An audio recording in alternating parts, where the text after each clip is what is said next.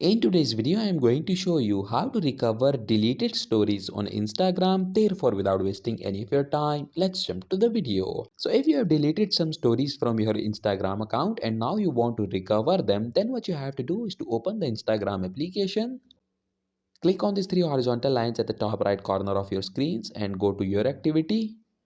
Now scroll down to the end and click on the last option, download your information. Tap on request a download. Make sure that only your Instagram account is selected and click on next. Then click on the second option, select types of information. Okay, since we only want to recover our deleted stories on Instagram, therefore you need to search for this option that says content, select it and click on next. Then tap on the submit request option. After you click on submit request, a file containing your deleted stories on Instagram will be sent to your email address. Once you have received that file, all you have to do is to download it and your deleted stories on Instagram will be recovered. So that was it for this video and I'll see you guys in the next one. Peace out.